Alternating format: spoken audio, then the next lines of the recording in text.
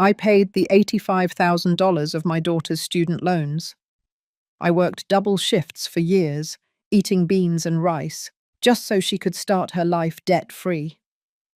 The day I needed $500 for my heart medication, she looked at me without blinking and said, "Mum, you're 78 years old. Why do you want to keep spending money?" And while I was close to dying, she took my house. I am 78 years old, and today, I'm going to tell you how the daughter for whom I sacrificed my entire life left me to die at the door of my own home. But before I get to that betrayal, I need you to understand everything I gave for her. My name is Hope. What an irony, right?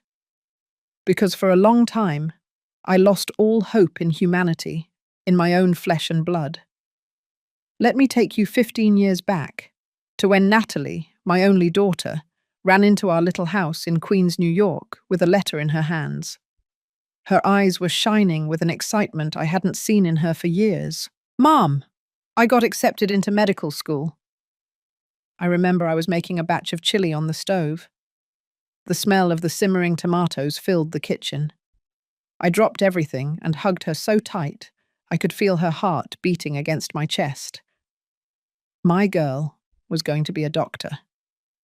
After becoming a widow at the age of 51, after cleaning offices for years, after selling baked goods on the weekends, finally something good was coming into our life. You did it, my love. I'm so proud. What I didn't know was that the acceptance letter came with a price. $170,000 in student loans, 6 years of medical school, books, scrubs, materials, transportation. Natalie sat at the worn wooden table where we had eaten dinner together for so many years. "Mom, it's too much money. Maybe this isn't the right time." "Don't talk nonsense," I interrupted her. "We'll find a way. We always do." And that's how my second job started, or rather my third job. From Monday to Friday, I cleaned 3 houses from 6 o'clock in the morning until 2 o'clock in the afternoon. Then I rushed to my shift at a fast food diner in Manhattan, where I washed dishes until 11 o'clock at night. On the weekends, I made and sold apple pies, chocolate chip cookies, and blueberry muffins. I got up at 4 o'clock in the morning to have the oven ready. My hands, oh my hands, they were covered in calluses, burns and cracks from the bleach and cold water. But every time I saw Natalie studying late, surrounded by huge anatomy books, I felt that every blister was worth it. Do you know how many double shifts I worked? I don't even know myself. I lost count after the first year. My life became a routine of survival. Work, pay, sleep 4 hours, repeat. I stopped going to the doctor when the pains in my chest started. "It's just nerves," I told myself. There was no time or money for my aches and pains. I remember once Natalie found me asleep on the couch with my restaurant uniform still on, smelling of grease and onions. It was 3 o'clock in the morning. I had just gotten home. "Mom, this is too much. You don't have to kill yourself for me." I caressed her face. "My girl, I've already lived my life. Now it's your turn. I'm not going to let you lose this opportunity."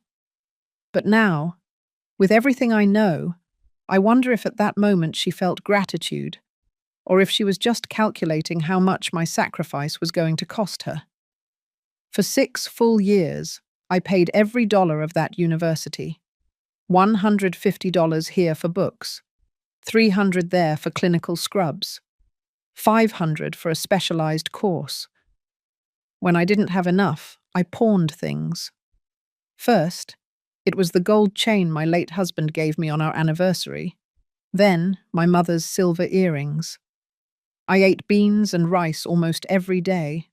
White rice with a fried egg if I was lucky. Black coffee with day-old bread that the bakery on the corner gave me. Sometimes, Mrs. Carroll, my neighbor, would leave a plate of leftover roast chicken on my doorstep. We both knew it was a lie, but I accepted it with all the dignity I had left. Natalie graduated with honors. I watched her cross that stage in her white gown and cap, receiving her degree as a medical doctor. I cried so much I could barely see her. They were tears of pride, relief, and exhaustion. We did it, Mum. We did it together. Together. That word gave me strength to continue. Then came 3 more years of specialization, another $80,000 in debt. By that time, I was 70 years old, and my body was starting to charge me the price of so much abuse. But I couldn't stop. It was so close. Finally, at 73 years old, I made the last payment. $170,000 in total. Every penny earned with the sweat of my wrinkled brow and my ruined hands. Natalie was already an established cardiologist, working at a private hospital in Beverly Hills. She had married Robert, an architect with a good last name and a better bank account. They lived in a beautiful house in Bel Air.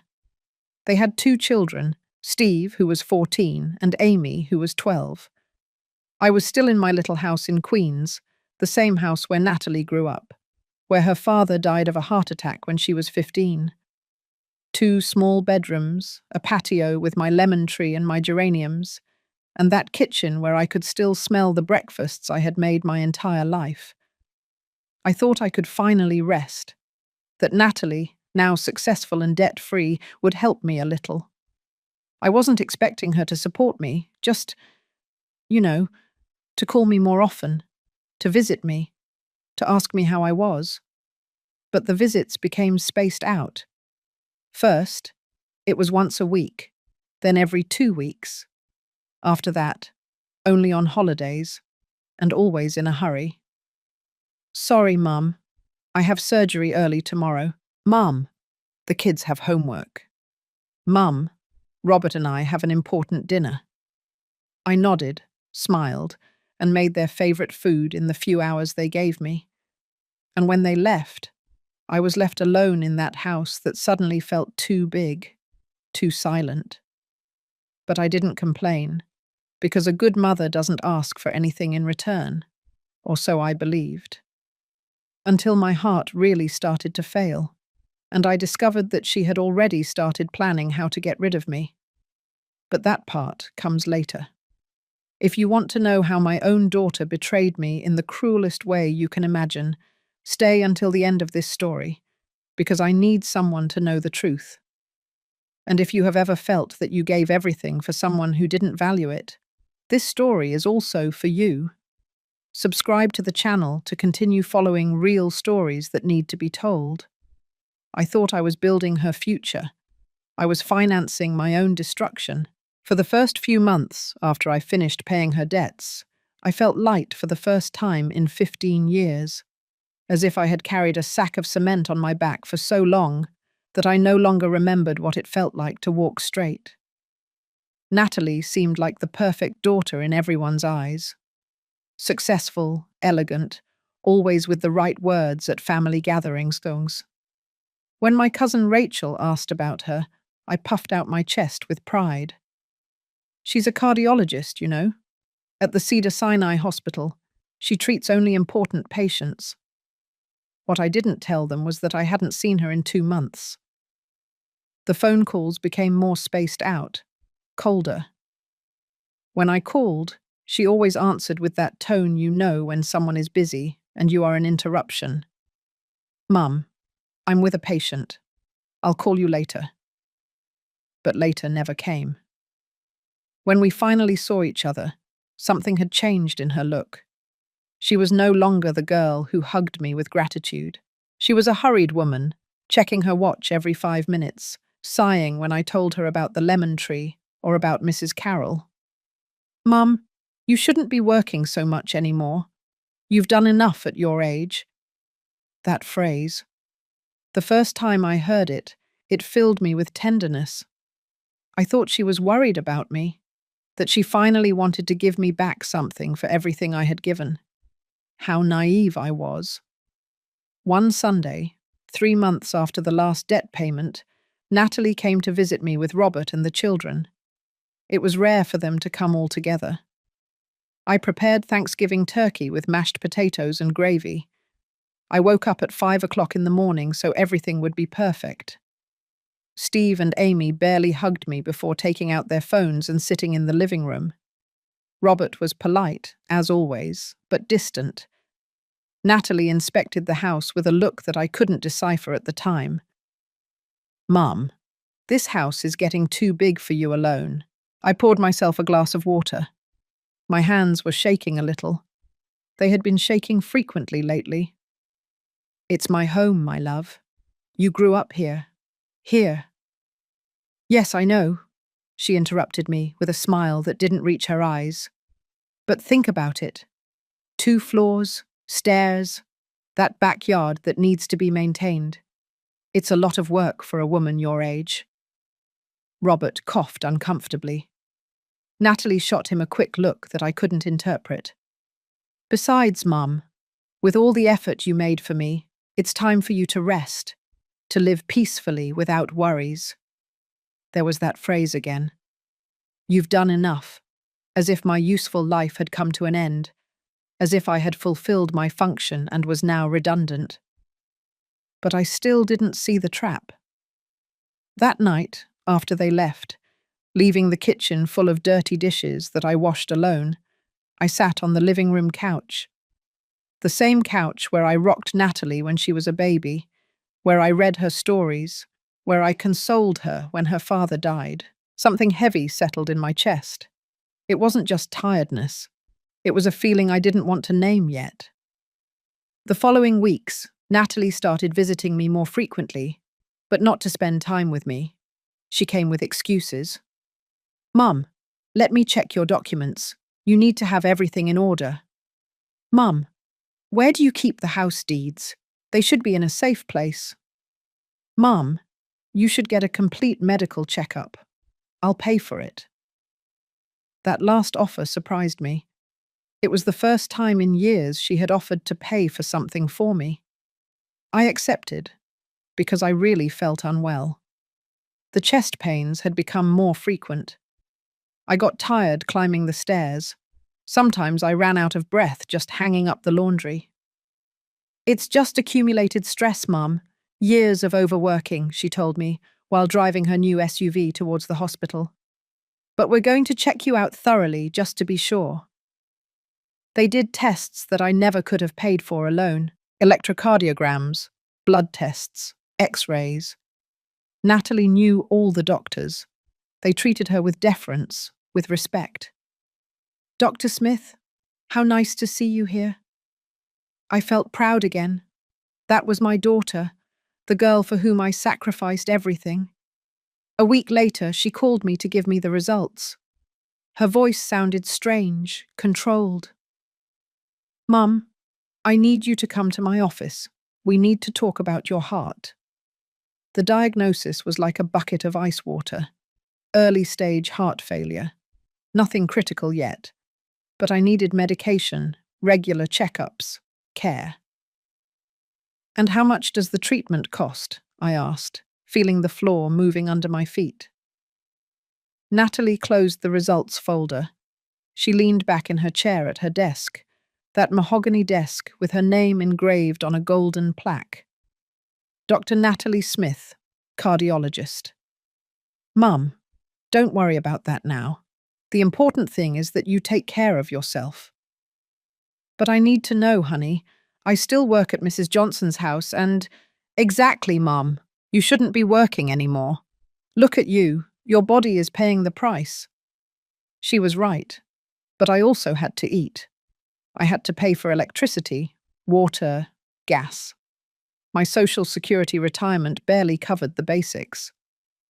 "There are cheaper medications," she said after a long silence. "Not as effective as the ones you really need, but they could help a little." I felt something break inside me, something small, like a dry branch. "And the others? The ones I really need?" Natalie sighed. That sigh that was becoming familiar to me, the sigh of someone who has more important things to do. "They're expensive, Mum. Almost $1,000 a month, and you would have to take them for the rest of your life." the rest of my life, which, according to my sick heart, might not be that long. Look, she continued, softening her voice. What you need is to reduce stress. Stop working. Simplify your life. That big house requires a lot of maintenance, a lot of expenses. Have you thought about moving to something smaller, more manageable? There it was again. The house. Natalie, that's my house. Your father's house. Where you… Yes, Mom, I know. But Dad is no longer here. And you're alone. It doesn't make sense for you to cling to a place that is consuming you. I kept quiet. Because maybe she was right. Maybe I was just a stubborn old woman clinging to the past. Think about it, she said, and patted my hand. A pat, like you give a dog. For now, take these basic medications. We'll talk about the full treatment later. I left that office with a prescription for second-rate medicines and a new weight on my chest that had nothing to do with my sick heart. On the way back home, on the crowded bus, I allowed myself to think the unthinkable. My daughter didn't want to help me. My daughter wanted… What? What did she really want? I arrived home as the sun was setting.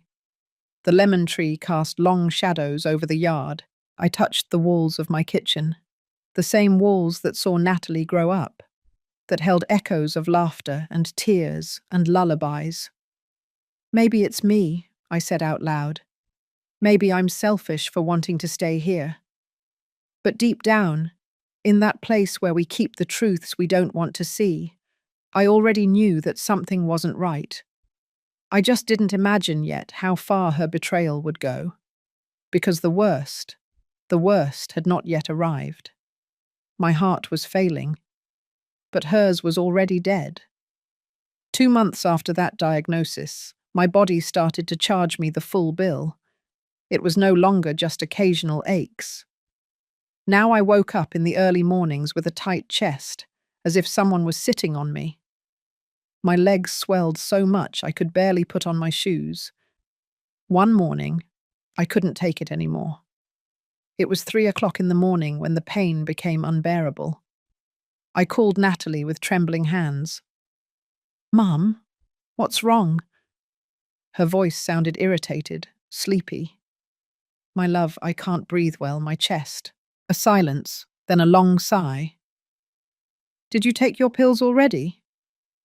Yes, but then it's anxiety, Mum. Take a deep breath. You can't be calling me at these hours for every little discomfort. I have surgery at 7 o'clock in the morning. And she hung up. I stayed sitting on the edge of my bed, phone in hand, feeling like I was drowning. Not from lack of air, from something much worse. The next morning, Mrs. Carroll found me passed out in the yard. She was the one who called the ambulance. She was the one who accompanied me to the public hospital. Not Natalie. When my daughter finally arrived at the hospital 6 hours later, she had that expression I already knew well, annoyance disguised as concern. Mom, I told you it was nerves. Look at all the fuss you caused. The doctor who treated me spoke clearly. My heart failure had advanced. I needed the full treatment. $1,000 a month for medication, checkups every 2 weeks, immediate lifestyle changes, and above all, the doctor added, you need to avoid stress, no heavy work, 0 worries. Natalie listened, like the professional doctor she was. But when we were alone, her mask slipped a little. Mum, this is getting out of control. You can't afford that treatment. I have my own expenses, the children, the mortgage. I'm not asking you for anything, I whispered. My voice came out weaker than I wanted. I know, but you can't continue like this either. Working, stressing yourself out, living alone in that huge house that requires constant maintenance. There it was again. The house. I've been thinking, she continued, pulling her chair closer. And I think the time has come to make smart decisions for your own good. She took some papers out of her bag, official papers that she had prepared, as if she had been waiting for this moment. This is a power of attorney, something temporary just so I can help you manage your affairs if something happens to you, your accounts, your documents, the house. My heart skipped a beat, and this time it wasn't because of the illness. I don't understand, honey. Why do you need that? Because you have to be realistic, Mum. You're 78 years old, and your heart is no longer responding well. If something happens to you, who will be able to act fast? Think about the children, about your inheritance. Everything must be in order. She used my grandchildren, Steve and Amy, the same children who barely paid attention to me when they visited, but who now appeared in her speech as urgent reasons to affirm. Besides, she lowered her voice more, looking around as if someone could hear us. If you sell the house and move to a small, more manageable place, you could use that money for your treatment, to live out your last years in peace. Last years, she said it like that, without filter. I don't want to sell my house, Natalie. I'm not saying you have to sell it now, just that we have everything prepared, as a precaution. Something in her tone, something calculated, rehearsed. But I was tired, scared. I had just fainted. My heart was a time bomb. It's just for safety, Mum, so I can help you if you can't make decisions. You trust me, right? That question was the perfect trap. How could I say no to the daughter for whom I sacrificed everything? How could I admit that I was starting to doubt her? I signed. With a trembling hand, with a lump in my throat, I signed that damned paper.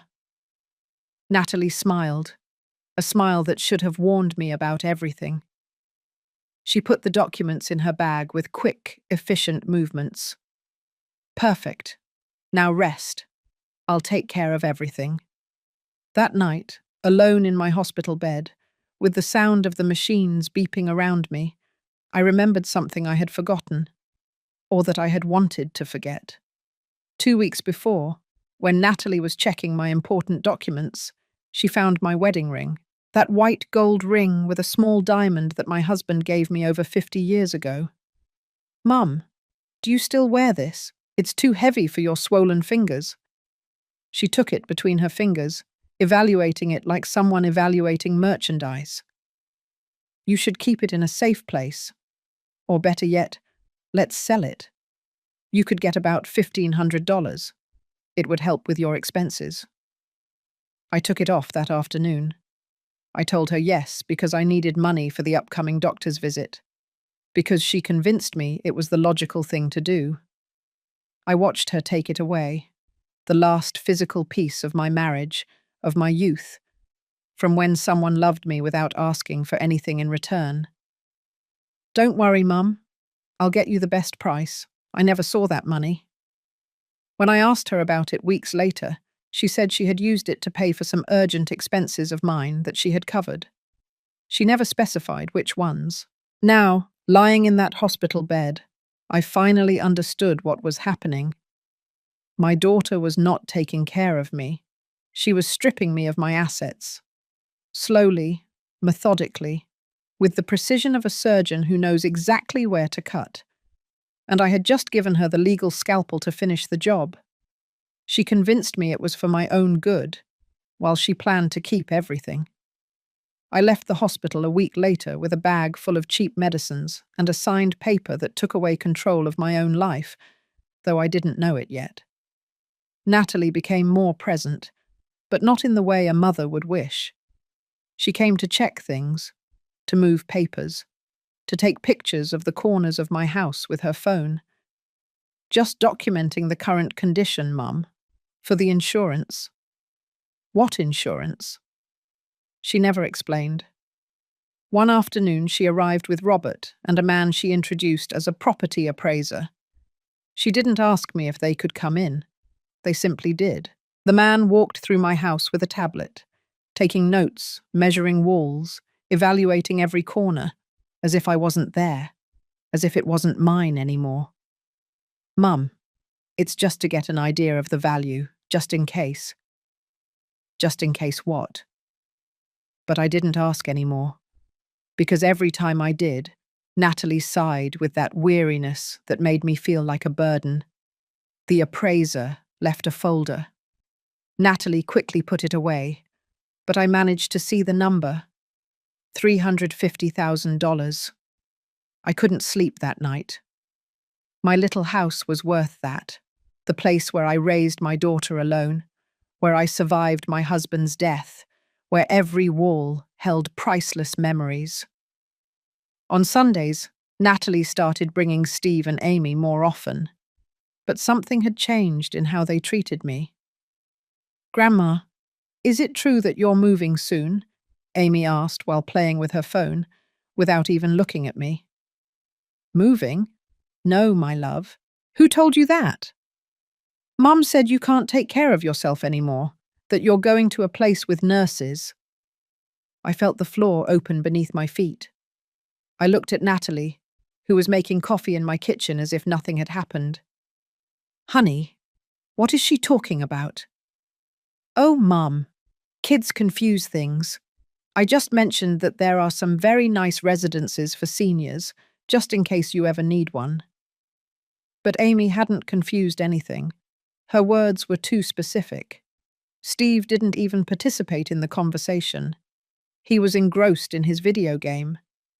These were my grandchildren, the children for whom I was supposedly organizing my inheritance.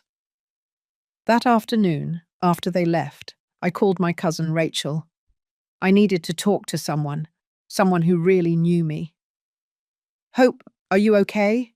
You sound strange." I told her everything. The papers, the appraiser, the constant insinuations about moving. Rachel was silent for a long time. "Cousin, I don't like this at all. Natalie is planning something." "Don't say that. She's my daughter. She's just worried about me." "Worried? A worried daughter helps you with your medicine. She doesn't pressure you to sign papers." "Be very careful, Hope. Very careful." But I still didn't want to see. Because accepting the truth meant accepting that I had sacrificed 15 years of my life for someone who was only waiting for me to die to take the little I had. The following week, Natalie arrived with a new folder. She was smiling, but it was that professional smile she used with her patients. "Mum, I found the perfect solution. Look." They were brochures for senior living residences, places with nice names: Golden Sunset, Gardens of Peace, Hope Villa. "This one is very good. It has 24-hour nurses, meals included, recreational activities. And the best part, it only costs $800 a month. With what we would get from selling the house, you could pay for full years in advance and have money left over for your medical treatment." Every word was like a stab. "I'm not selling my house, Natalie." Her smile hardened. "Mum, be realistic. You're 78 years old, a failing heart. How much longer do you think you can take care of this place? What if you fall down the stairs and no one finds you?" She was using my fear, my age, my illness, everything that made me vulnerable. "In a residence, you would be safe, cared for. I could sleep peacefully knowing you're okay." But it wasn't for me. It was never for me.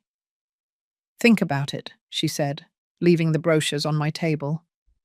"You don't have to decide today, but you also can't keep denying reality." When I closed the door behind her, I allowed myself to cry everything I had held back, everything I didn't want to admit. My daughter was kicking me out of my own house, slowly, methodically, with arguments that sounded reasonable to anyone listening. "It's for your own good, Mum." But when does someone's good involve stripping them of everything they love? I sat on my couch, the same one where I rocked her as a baby, where I taught her to read, where we cried together when her father died. And in that moment, something in me began to change. Fear began to transform into something different, something I hadn't felt in years, rage, because maybe my heart was failing, but my dignity was still beating strong. She turned me into a burden in front of everyone who knew me. My sister Laura's birthday was the day everything went public. She was turning 75 years old and organized a family lunch at her house in New Jersey. The whole family would be there. Cousins, nephews, and nieces, even some close neighbors. Natalie insisted on picking me up. "You can't go alone on public transport, Mum. What if you get dizzy?" I should have seen the trap. We arrived late. Everyone was already sitting around the tables in the garden. The smell of barbecue ribs and freshly made sauce filled the air. A live band was playing in the background. It was a cheerful party, until Natalie opened her mouth. "Sorry for the delay. Mum took a long time to get ready. You know how it is. At their age, everything takes 3 times as long." Awkward laughter. I felt the heat rise to my face. I sat next to my cousin Rachel, who squeezed my hand under the table. During lunch, I tried to participate in the conversations, to laugh, to be myself. But Natalie was watching me like a hawk. When I told an anecdote about Mrs. Carroll, she interrupted me. "Mum, you already told that story 3 times. Do you remember?" It wasn't true. I had never told it there. But everyone looked at me with that expression, that mixture of pity and discomfort that people give when they think you're losing your mind. "Oh, sorry," I murmured, looking down at my plate. Later, my niece Sarah asked about my house, about my lemon tree. Before I could answer, Natalie intervened. "Oh, Sarah, let's not ask too much about that. Mum gets sentimental. She's going through a difficult process of accepting that she has to let go of certain things." Rachel dropped her fork loudly. "Let go of what things, Natalie?" "Well, the house is too big for her alone. We talked about more manageable options, places where she can be cared for, accompanied." The silence fell heavy on the table. Everyone was looking at me now, as if I were a child incapable of making my own decisions. "Hope, is that true?" Laura asked with genuine concern. I opened my mouth to speak, but Natalie was faster. "Mom is still in denial. It's normal. Seniors cling to their routines even if they are dangerous for them. As a doctor, I see it all the time." Doctor. She used her title as a weapon, as unquestionable authority. "Her heart is very delicate. She can't be alone, climbing stairs, carrying things. One slip-up and—" She snapped her fingers. "That's why I'm looking for the best for her." My sister Laura nodded, convinced. "It's good that you care so much about your mother, Natalie. Not all daughters are like that." I felt nauseous. I wanted to scream that everything was a lie, that she wasn't taking care of me, that she was stripping me of my assets. But who would believe me? There was the successful doctor, worried about her poor, sick and stubborn mother. And there was I, the senile old woman who wouldn't accept reality. Robert, sitting at the other end of the table, didn't participate in the conversation. He was looking at his beer with an uncomfortable expression. When our eyes met, I saw something there. Guilt, maybe. Or perhaps just discomfort. After lunch, while the women were cleaning up the kitchen, I overheard Natalie talking to my cousins in the hallway. It's hard to see her like this. A few days ago, she called me at 3 o'clock in the morning for a pain that turned out to be gas. She left the stove on all night again. She has moments of lucidity, but also confusion. Lies. Everything was lies, but said with such conviction that even I doubted my own memory for a second. "Poor thing," I heard someone say. "And poor you, Natalie. What a burden." Burden. That word cut right through me. Rachel found me crying in the bathroom. She hugged me tight without saying anything, because there were no words for this. "She is destroying you in front of everyone," she finally whispered.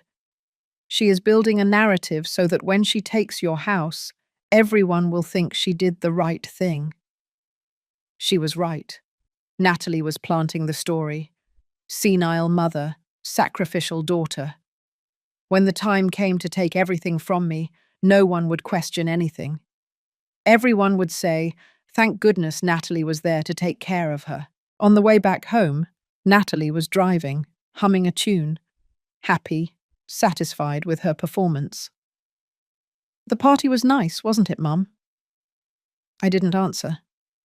I looked out the window at the streets of the city where I was born, the city where I built my life, where I buried my husband, where I raised this woman alone, who was now treating me like an obstacle.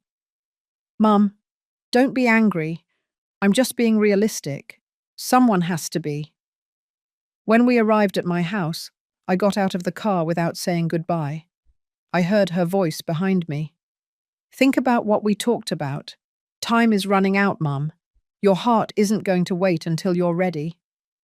I closed the door. I leaned against it.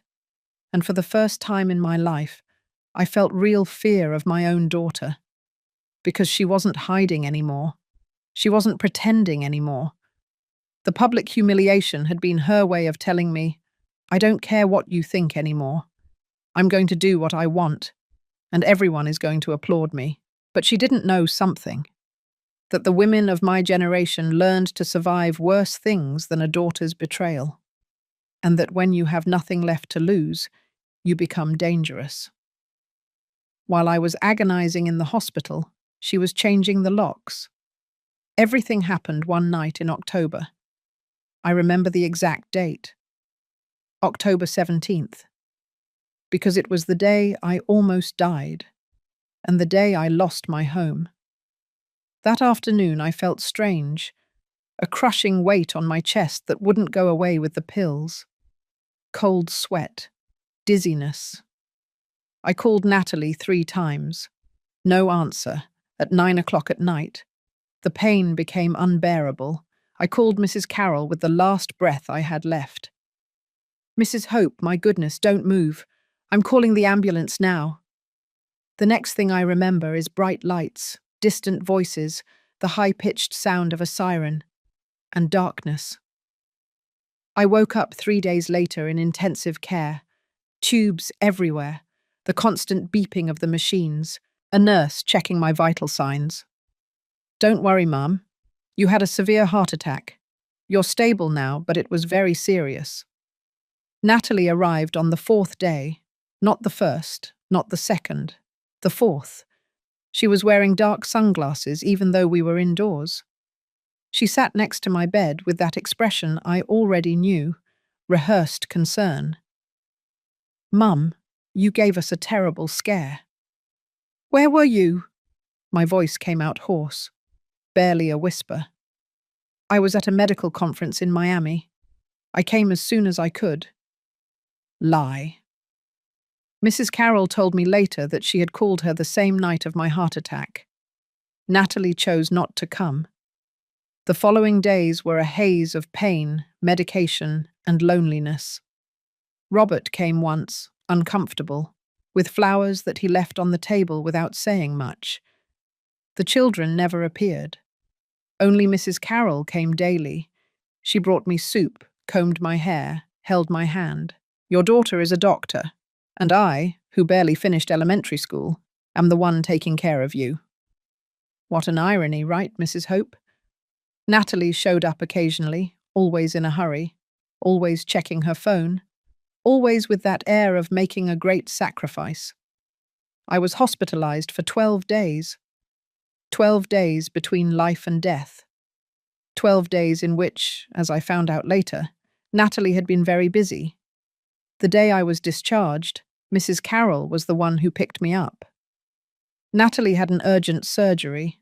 Robert offered his car, but she needed it. We arrived at my house at sunset.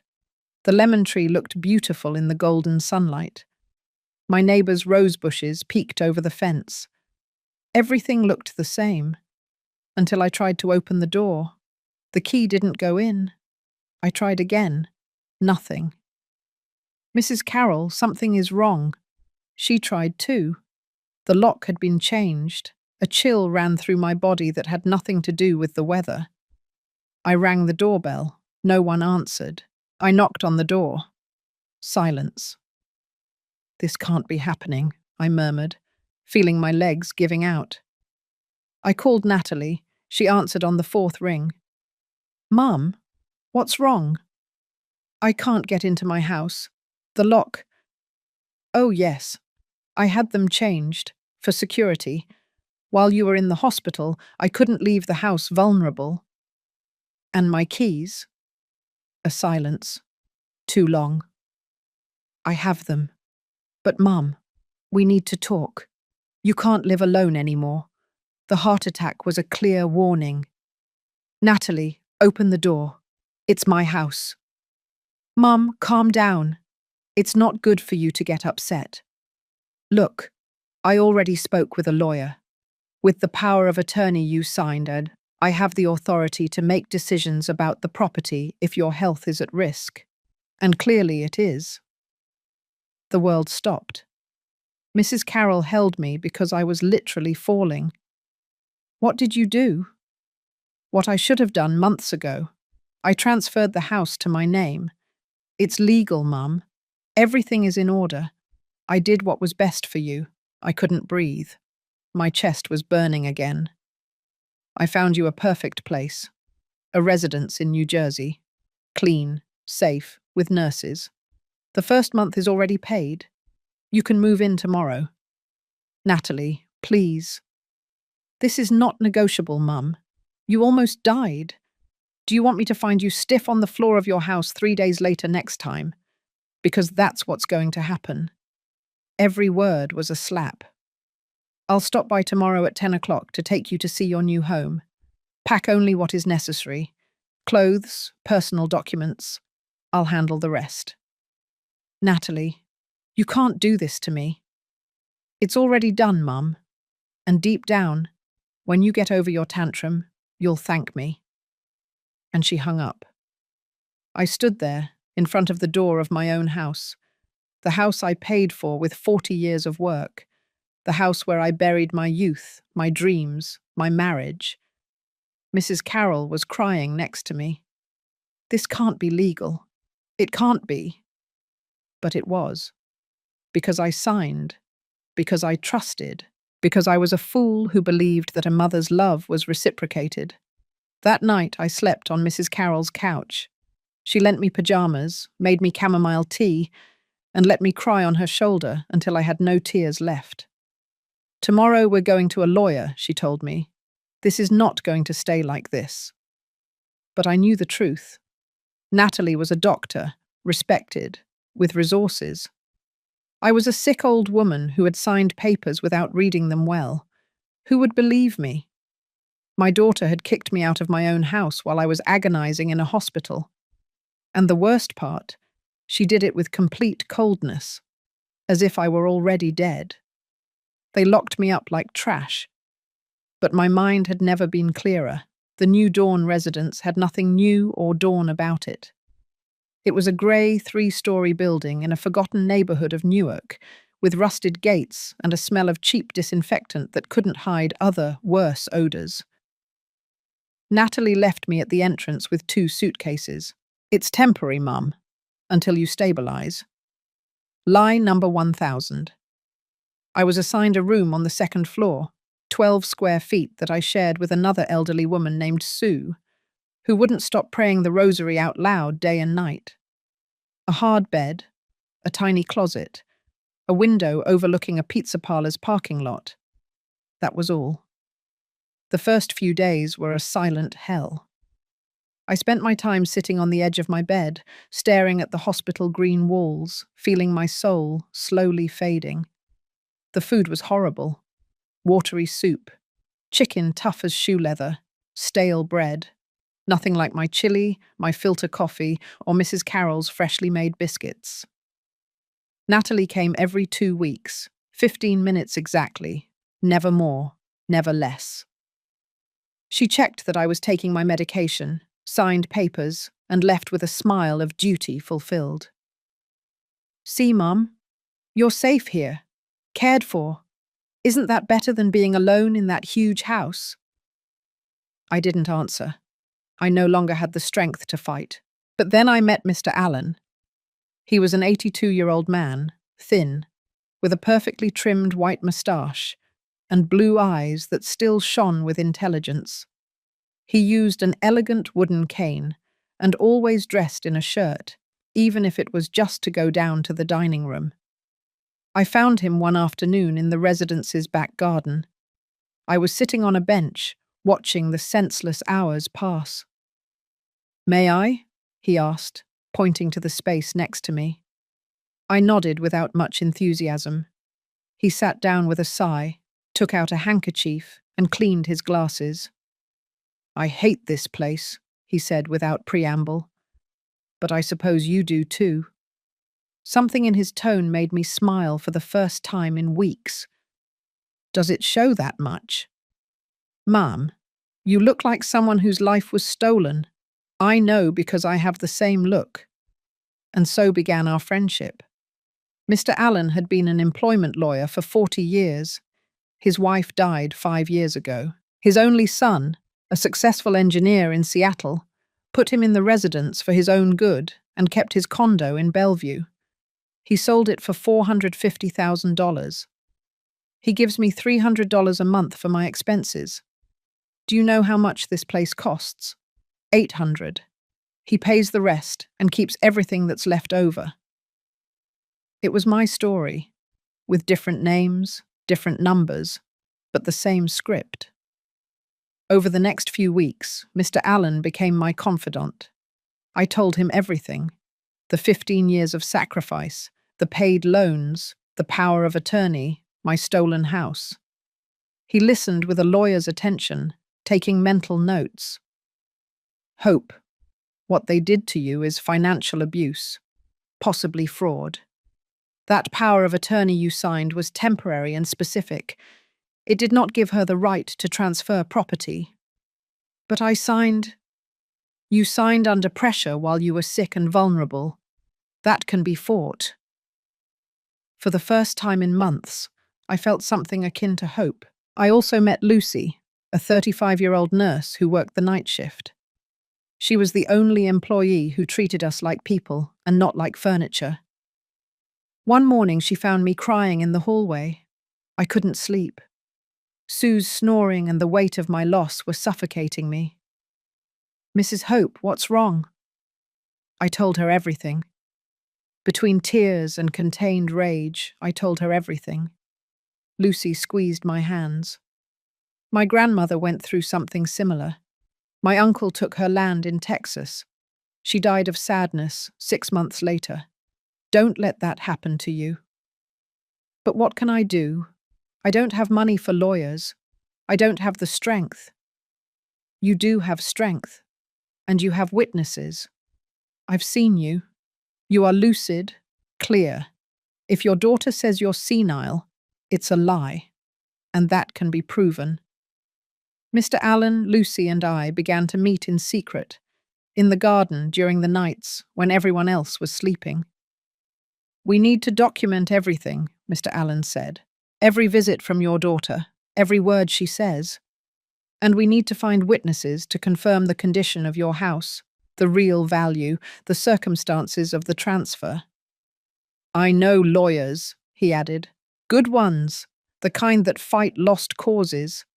But we need to build a solid case." For the first time in months, my brain started working again. I wasn't the defeated old woman Natalie wanted me to be. I was Hope, the woman who survived her husband's death, who raised a daughter alone, who worked triple shifts without breaking. And if I could handle all that, I could handle this. "What do I need to do?" I asked, with a voice I hadn't heard in a long time. A firm voice. Mr. Allen smiled. First, stop crying and start documenting. Second, contact people who can testify in your favor. Third, he paused dramatically. Make your daughter so confident that she makes a mistake. Lucy took out her phone. And I can record. When she comes, when she talks, everything you need. Something changed in me that night.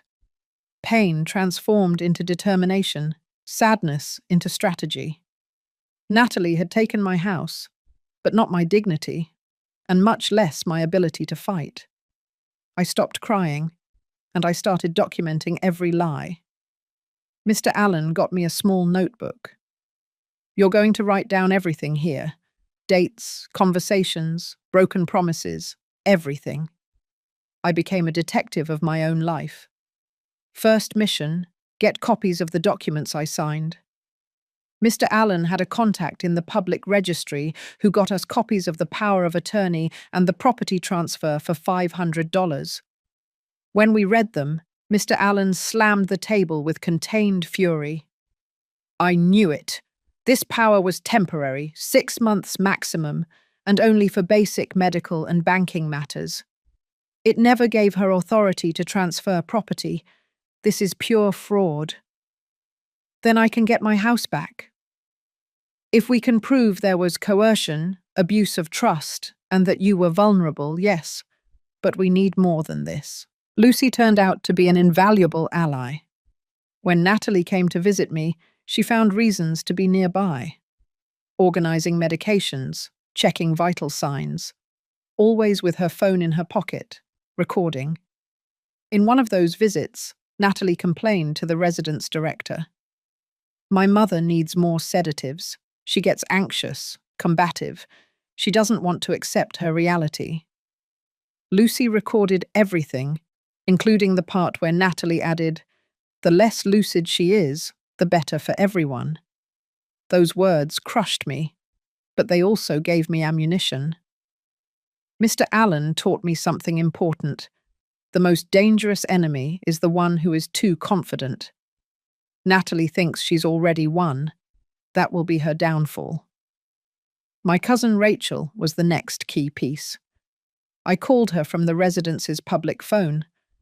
"Cousin, I need your help, but it has to be a secret."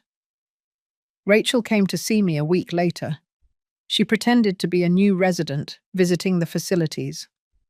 We sat in the garden like two strangers.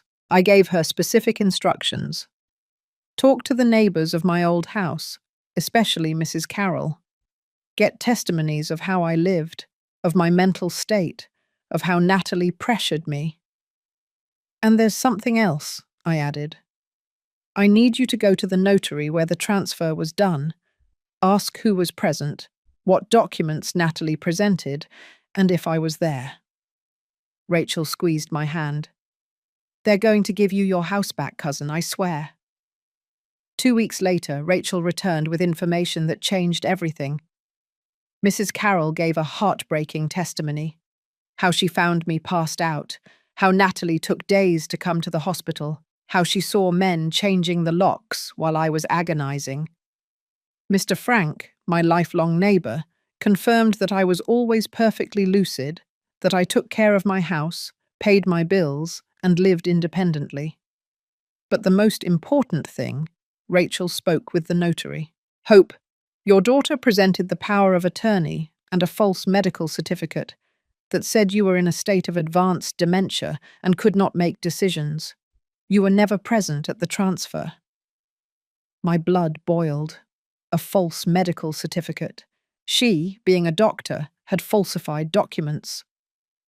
That's a serious crime, Mr. Allen said when I told him. With this and the recordings, we have a solid case. But we needed one more thing, for Natalie to sink herself with her own words. Mr. Allen designed a plan. You're going to ask her to come. You're going to tell her you're ready to sign more papers, that you accept everything. You're going to make her feel secure, and then you're going to ask her specific questions while Lucy records. It was risky, but it was our only chance. I called Natalie. I faked a weak, defeated voice. Honey, I need to see you. I want to settle some pending papers. About the house. I heard her smile on the other end of the phone. Of course, Mum. I'll come on Saturday. I'm glad you're finally being reasonable. That Saturday, I set up the perfect scene. I asked the director to let us use the private visitors' room. My daughter and I need privacy for legal matters. Lucy hid her phone behind a vase in recording mode. When Natalie arrived, she was carrying a new folder. More papers for me to sign, surely. Mum, you look better. The rest is doing you good. I swallowed my anger. I smiled like the foolish old woman she thought I was. Honey, I've been thinking a lot. About the house, about everything. I'm glad you came to your senses. I just have a few questions. The house was worth $350,000, right?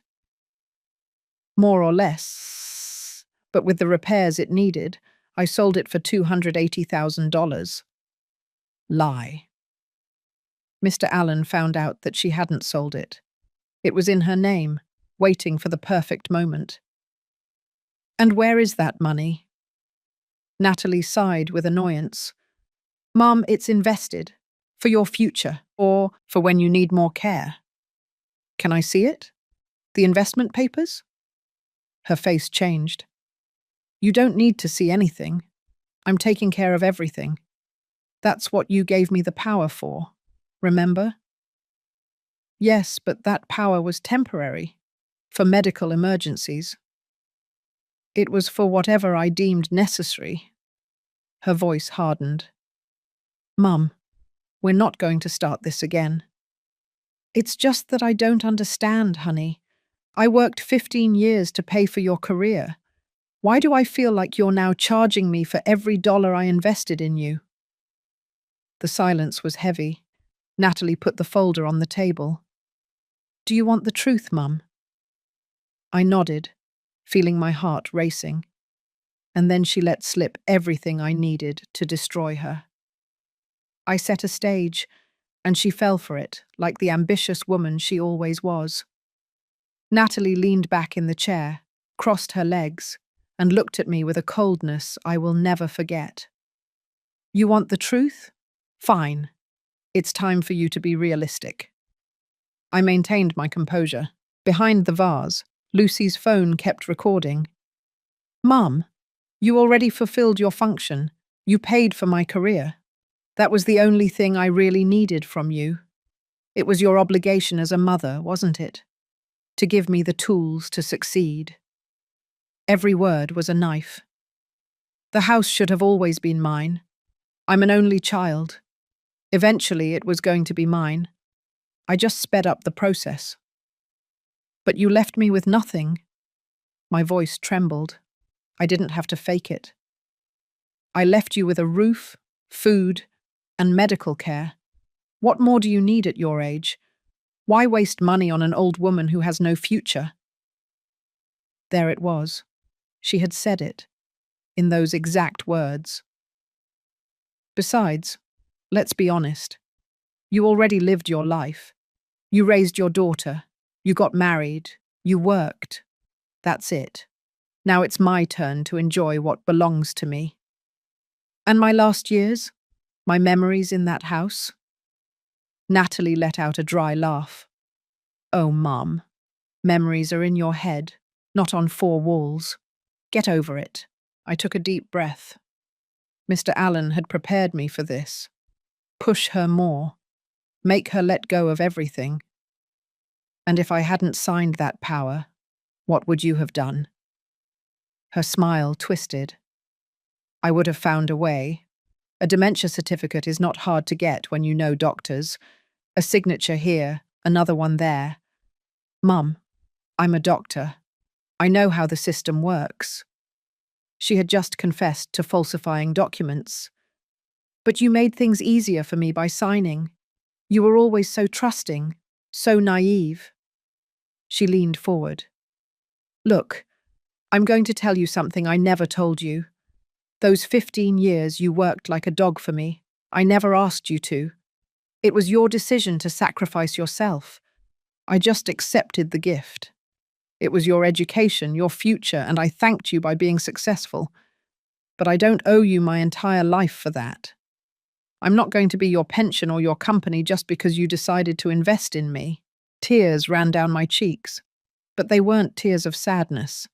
They were tears of contained rage. The children, Steve and Amy, what did you tell them about me? The truth, that you're old, that your mind is failing, that it's better for you to be where you'll be taken care of. They understand. They don't need a senile grandma in their lives. Senile? Natalie, I'm perfectly fine. Really? She laughed cruelly. Then why are you locked up here? Why did you sign everything I put in front of you? Why is no one in the family defending you? She stood up. She grabbed her bag.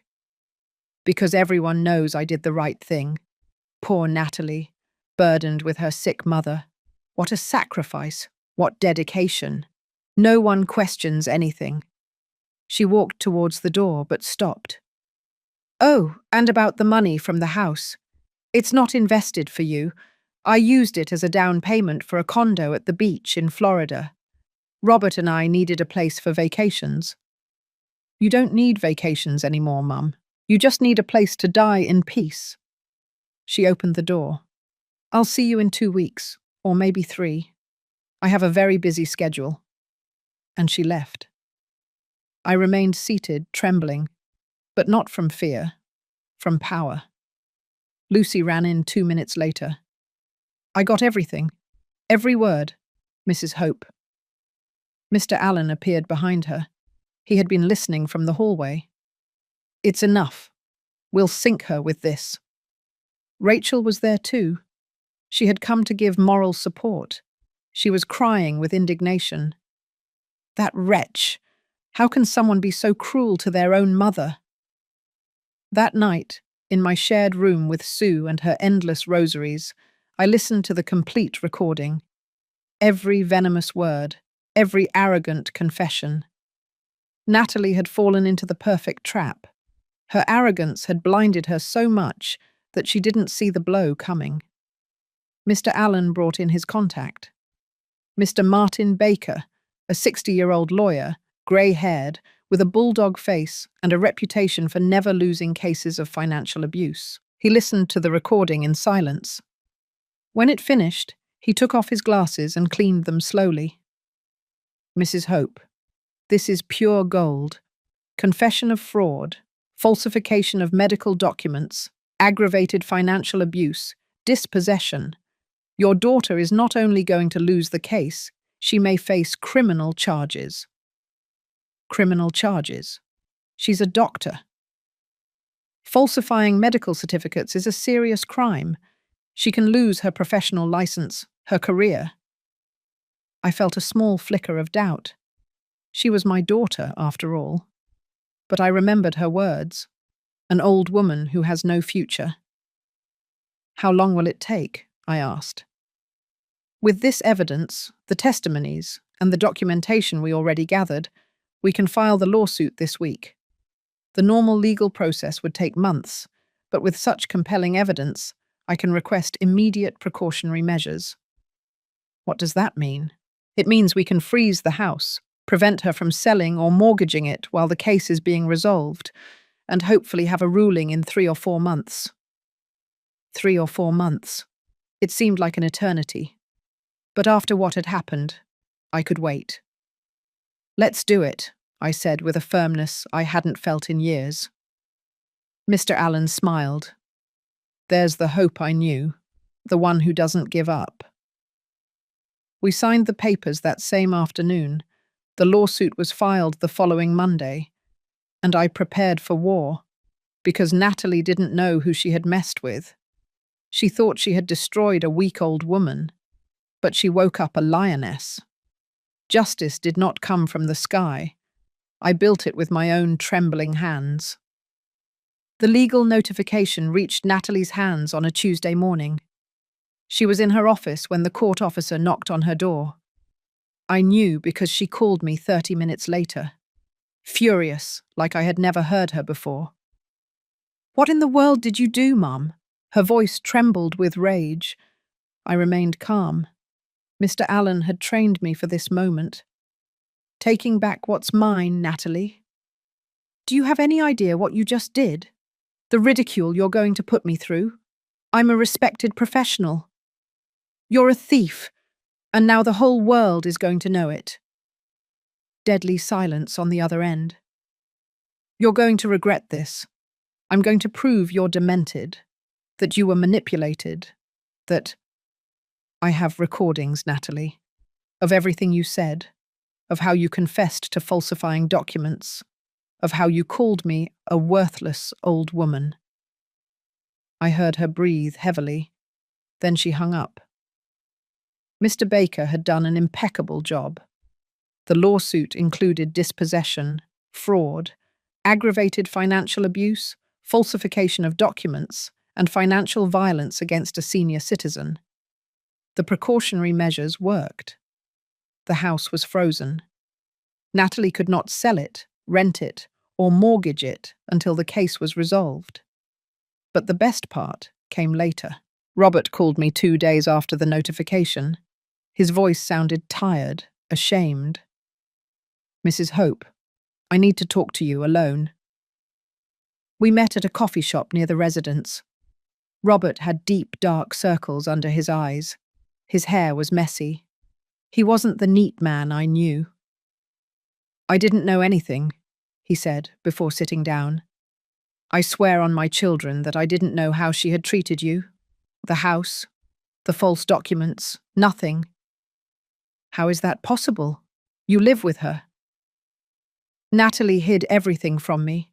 She told me you had signed voluntarily, that you were happy at the residence. I wanted to believe her." He looked down. "But when the lawsuit arrived and I read the accusation, I confronted her." "And what did she say?" "She went crazy. She screamed that you were ungrateful, that after everything she did for you, that's how you repaid her. I told her, what did you do for her? She paid for your entire career." Robert pulled an envelope from his briefcase. "I found this in her study. Documents she planned to use in her defense.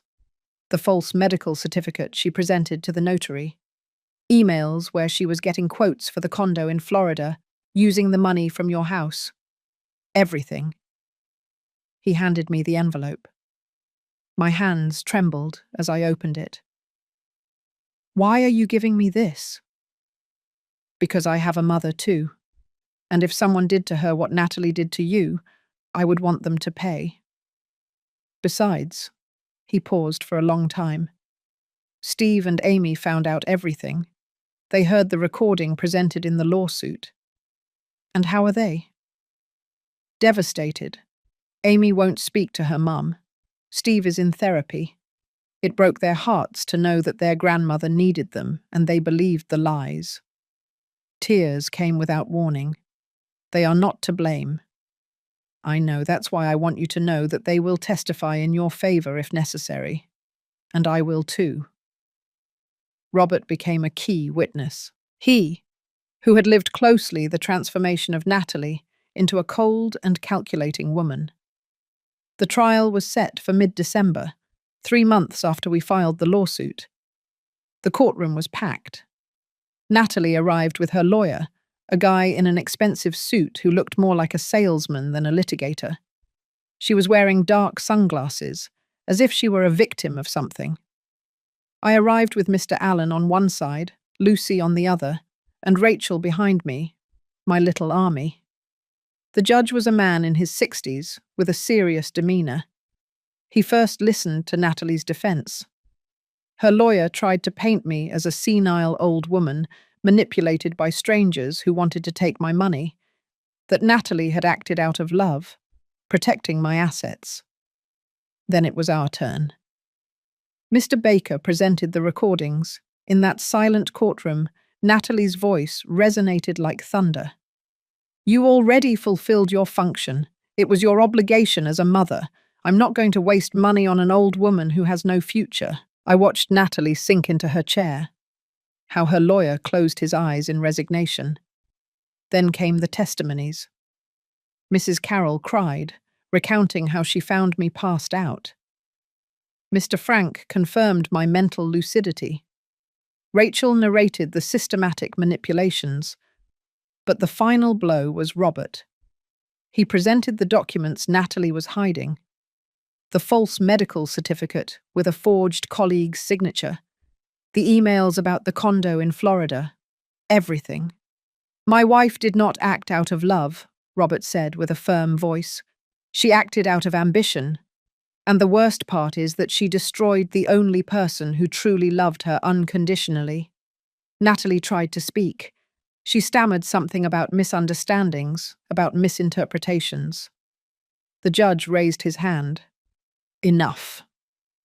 Amy and Steve were in the room. Amy was crying silently. Steve looked at me with a mixture of shame and sadness. After 2 hours of presenting evidence, the judge withdrew to deliberate. He returned 30 minutes later. I have carefully reviewed all the evidence presented. The recordings, the testimonies, the documents, and my verdict is clear. I felt my heart jumping out of my chest. The house is returned to its rightful owner, Mrs. Hope Garcia. Furthermore, the defendant must pay compensation for moral damages of $45,000, plus the medical expenses that Mrs. Hope had to cover alone during this period. I couldn't believe what I was hearing. Additionally, I have ordered a criminal investigation into the falsification of medical documents. The case will be referred to the corresponding district attorney's office. Natalie jumped to her feet. This is unfair. She manipulated me. I only wanted to protect her. The judge looked at her sternly. Dr. Smith, I suggest you remain silent. Your own words condemned you. And just like that, in that cold courtroom, I got my life back. I didn't just recover my house. I taught her the meaning of losing everything. The ruling fell like a hammer on Natalie's perfect life, and I was there to see it crumble piece by piece. The first thing was her reputation. The case was leaked to the media. Not with all the details, but enough. Doctor strips sick mother of her assets. The headlines were merciless. Her colleagues at the Cedars-Sinai Hospital found out. Murmurs started in the hallways. Patients began cancelling appointments. Who wants to be treated by a doctor capable of doing that to her own mother? The hospital administration asked her to take some time off. An elegant euphemism for, "We don't want your scandal here." The criminal investigation advanced quickly. The colleague whose signature she forged on the medical certificate filed charges.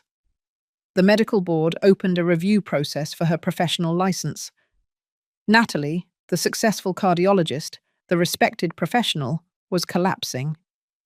But what hurt her the most was losing her family. Robert filed for divorce 2 weeks after the trial. He told me when he came to help me move back into my house. I can't stay with someone capable of this.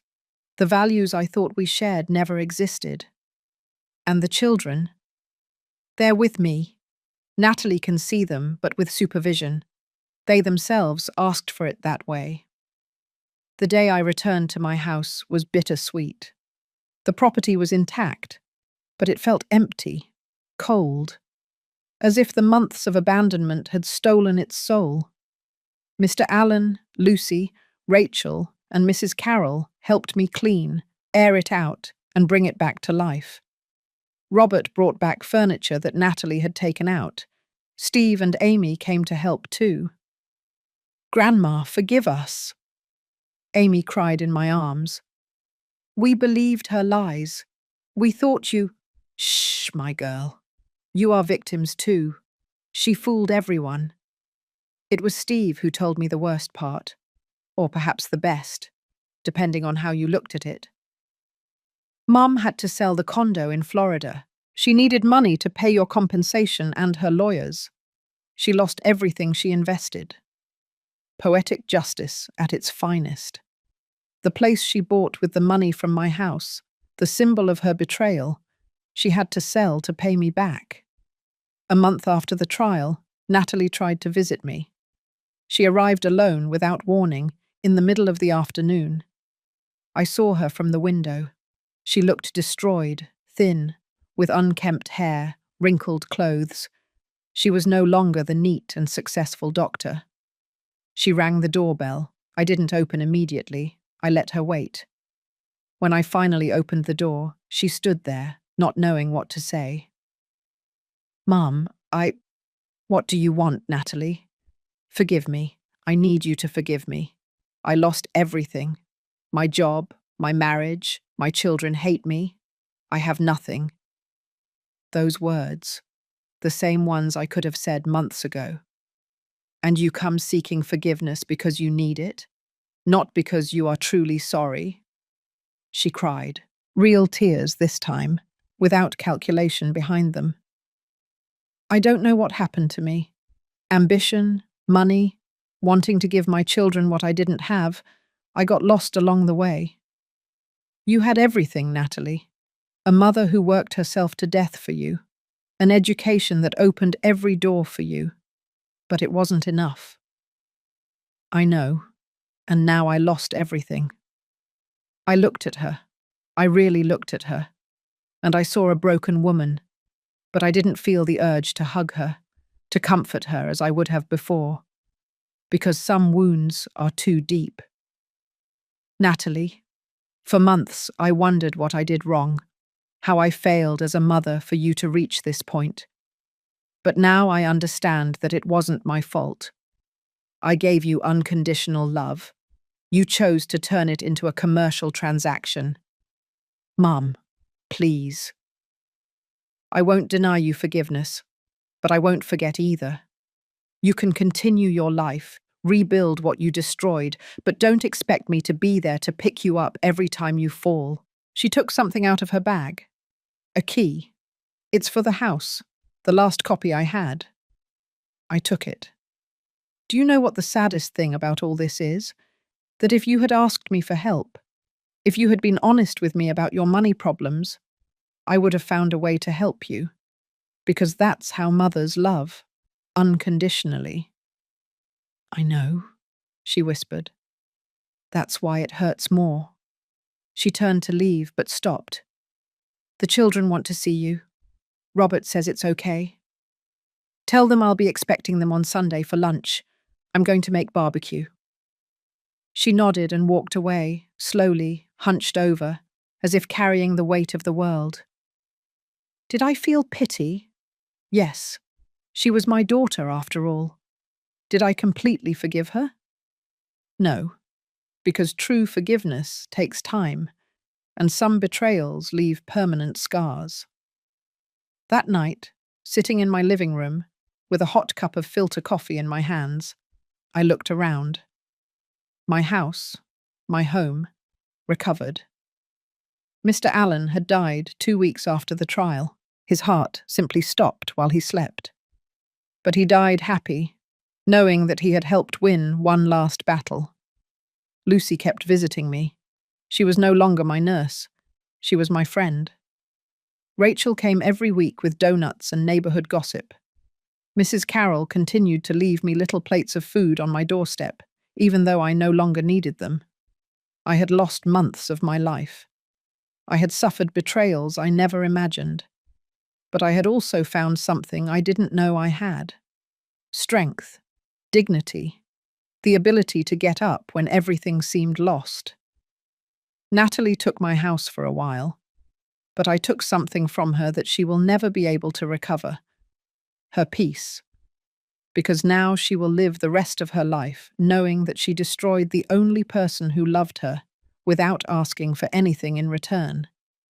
And that is the true poetic justice. At my 78 years old, I learned that it is never too late to defend yourself and never too early to reap what you sow. 6 months have passed since the trial. 6 months in which my life has been rebuilt in ways I never imagined. My house is full of life again, not in the way I expected, but in a more authentic, more real way. Sundays became sacred. Steve and Amy come for lunch. I teach them to make biscuits by hand. I tell them stories about when their mother was a child. The good stories before ambition consumed her. "Grandma, why did Mum change so much?" Amy asked me one afternoon while we were grinding the spices for the barbecue sauce. "Sometimes, my girl, success makes us forget where we come from. Your mum got lost along the way, but that doesn't mean she can't find herself again." "Do you think she will?" "That depends on her. I've already done my part." Robert also comes once in a while. He feels guilty for not having seen the signs, but I don't hold a grudge against him. "Mrs. Hope, if I had known—" "Stop, dear. The important thing is that you were there when it mattered. That is worth more than any apology." With the compensation Natalie paid, I was finally able to afford my complete medical treatment. The medicines I really need, the regular checkups, a dignified life. I still work, but now by choice, not necessity. I sell my cupcakes on the weekends because I like it, because it's my tradition. The people in the neighborhood say they are the best in Queens. Mrs. Carroll and I became inseparable. We share coffees in the afternoons, laugh at the soap operas, and keep each other company in the silence. "Mrs. Hope, you are the bravest woman I know." "I wasn't brave, Carol. I just stopped being afraid." And it's true. For years I lived in fear of bothering, of asking, of claiming what was mine. Fear that my daughter would stop loving me if I wasn't the perfect, sacrificing mother. But that fear almost killed me. Literally. Now I live differently, with my head held high, knowing that my worth is not in what I can give, but in who I am. Natalie is rebuilding her life, slowly. She got a job at a smaller clinic, with a much lower salary. The criminal process ended with probation and community service. She lost her license for 2 years. I see her from afar sometimes. We cross paths at the market, on the street. We greet each other with a nod. Nothing more. Do I love her? Yes. She's my daughter. That doesn't change. Do I trust her? No. And perhaps I never will again completely. Do I need her? Not anymore. And that was the most liberating discovery of all. One ditsi. 3 months after the trial, a letter arrived at my door. It was from Natalie, handwritten, not printed. Pages and pages of apologies, acknowledgement, and pain. "Mum, I don't expect you to forgive me. I'm not even sure I deserve it. But I need you to know that I carry what I did every day, not because of the judge's sentence, but because of the sentence of my own conscience. I destroyed the most valuable thing I had for things that are worthless. The condo, the money, the prestige. Everything is gone. But you are still there. And I am here, alone with my decisions. Maybe someday I can look you in the eye without feeling this shame that is eating me alive. In the meantime, I just want you to be happy, to live in peace in the house that was always yours, your daughter who learned the hardest lesson." I put that letter in the drawer where I keep my treasures. I didn't throw it away, because forgiveness is a process, not an event. The lemon tree in my yard bloomed this month. Mr. Allen once told me, "The trees that survive the strongest storms are the ones that bear the sweetest fruit." He was right. This story, my story, is not just about a recovered house or a daughter who betrayed. It's about finding strength when you thought you had none left. It's about knowing that your dignity does not depend on how much you give, but on how much you respect who you are. It's about understanding that true love never humiliates, never strips you of your assets, never destroys. And it's about learning that sometimes the families we choose are stronger than blood families. Today, at my 78 years old, with my weak heart but my unbreakable spirit, I live every day as a gift. I take care of my geraniums, prepare my filter coffee, greet my neighbors, and hug my grandchildren. And when I sit in my living room on that couch where I rocked baby Natalie, I no longer feel pain. I feel peace. Because true wealth is not in what you possess, but in what you don't allow them to take from you. Your worth, your dignity, your right to be treated with respect. Those things no one can steal from you unless you let them. And I no longer allow anything. If this story touched something in your heart, if you ever felt that you gave everything for someone who didn't value it, or if you know someone who is going through something similar, leave me a comment telling me your experience. I would love to know which part of the world you are listening to me from. And remember, it is never too late to defend what is yours. It is never too late to recover your dignity. It is never too late to bloom again. Like this video if you think Hope did the right thing. Subscribe to the channel for more real stories that need to be told. And share this with someone who needs to hear that they can get through it. Because sometimes, the best victories are not the ones that come easy. They are the ones you build with your own trembling hands. Until the next story. And remember, your life is yours. Defend it.